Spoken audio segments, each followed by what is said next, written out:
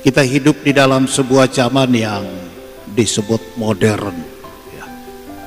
Segala sesuatu canggih, hebat, dan dibalik segala hal yang baik, hal yang bagus di zaman modern ini, orang menyebut ada 3 hal yang harus kita waspadai sebagai arus atau pengaruh yang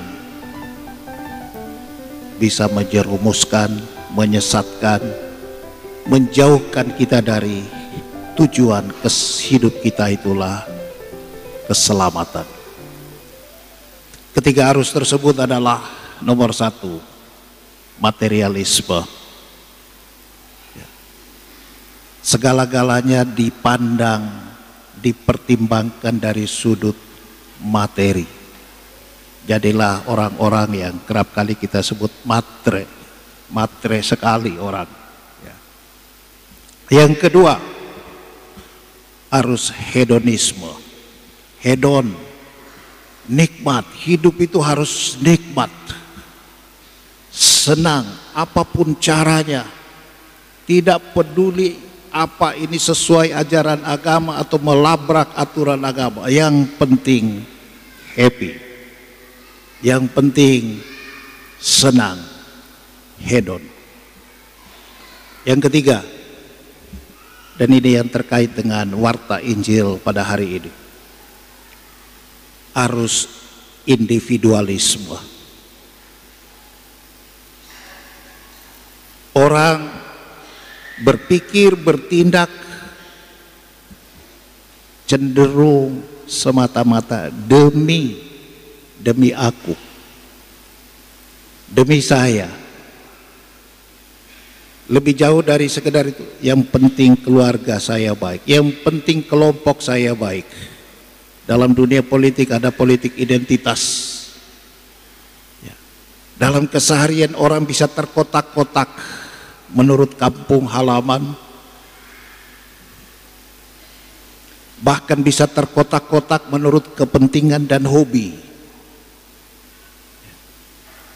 Bahkan bisa jadi juga di dalam gereja, kalau kita tidak waspada, kita terkotak-kotak menurut teritori kita masing-masing. Rukunku, wilayahku, stasiku, parokiku, peduli amat dengan yang lain. Ini bagian dari arus besar individualisme. Ketika kita mendengarkan bacaan Injil pada hari ini, saudara-saudari, kita disadarkan bahwa kita pun harus memiliki sikap peduli, punya hati, punya perhatian terhadap orang lain. Bahkan keselamatan orang lain itu harus menjadi bagian dari perhatian kita. Jadi tidak cukup asal saya selamat, kamu juga harus selamat, dia juga harus selamat, kita semua harus selamat. Mengapa demikian? Jawabannya sederhana sekali. Sebagai orang beragama, kita harus percaya inilah yang dikehendaki Tuhan. Tuhan tidak hanya menghendaki si A, si B, si C selamat. Tidak. Tuhan menghendaki dari A sampai Z, dari timur sampai barat, utara sampai selatan, semua orang adalah ciptaan Tuhan, citra Allah, dan Tuhan menghendaki semuanya selamat. Maka kita tak pernah boleh cuek dan acuh tak acuh terhadap hal-hal yang tidak menyelamatkan yang dibuat oleh orang lain, atau hal-hal yang bersifat dosa yang dibuat oleh orang lain. Kita tidak pernah, itu urusannya, dia aja begitu, yang penting saya tidak. Di dalam Injil tadi Yesus jelas katakan, apabila saudaramu berbuat salah, tegurlah dia. Jadi Yesus tidak katakan apabila saudaramu berbuat salah, tutup kau matamu baik-baik, jangan kau lihat. Tutup telinga baik-baik, jangan kau dengar. Tidak. Tegurlah dia. Bahkan kalau orang itu tidak mau mendengar, Yesus masih menegaskan, bawalah dia, dihadapkanlah dengan seorang atau dua orang lagi, melibatkan orang banyak, bahkan jemaat, supaya mana tahu dia menjadi lebih peduli, dalam tanda petik lebih takut, karena dia sudah ditegur oleh banyak orang. Dan kata Yesus, kalau toh sudah sampai pada level banyak orang, jemaat juga orang yang tetap tidak mau berubah, pandanglah dia sebagai orang pemungut cukai, pendosa.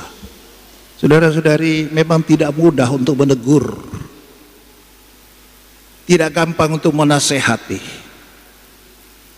karena banyak orang takut di balik teguran nanti akan ada reaksi penolakan. Takut nanti hubungan menjadi tidak harmonis. Takut karena kita sendiri juga belum sempurna. Kapan kita sempurna? Tidak akan pernah sempurna, saudara-saudari. Kerap kali kita tergoda untuk cari aman, tidak usah menegur, supaya kita pun tidak ditegur. Namun baik kita ingat teguran Tuhan terhadap Nabi Yehezkiel di dalam bacaan yang pertama. Yehezkiel yang adalah seorang nabi yang kerap kali juga dilanda oleh perasaan-perasaan manusiawi, bosan, tegur terus, ndak enak menegur terus, jadi mending diam. Terhadap sikap seperti itu apa kata Tuhan? Jika engkau tidak berkata-kata apa-apa kepada orang jahat, orang yang berbuat dosa,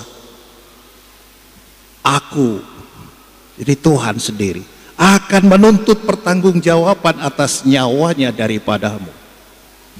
Coba lihat saudara-saudari, nyawanya apa hubungan dengan nyawaku? Keselamatannya apa hubungannya dengan diriku? Tapi Tuhan katakan, kalau kau tidak menegur, maka engkau harus memberi pertanggungjawaban atas nyawanya, atas keselamatannya. Sebaliknya, jika engkau memperingatkan orang jahat itu supaya ia bertobat dari hidupnya, tetapi ia tidak mau bertobat karena orangnya dasarnya keras kepala, mungkin malah dia melawan, Tuhan katakan ia akan mati dalam kesalahannya sebagai risiko. Tetapi engkau yang telah menegur, engkau yang telah menasehati, engkau yang telah memberi perhatian, kata Tuhan, engkau telah menyelamatkan nyawamu sendiri.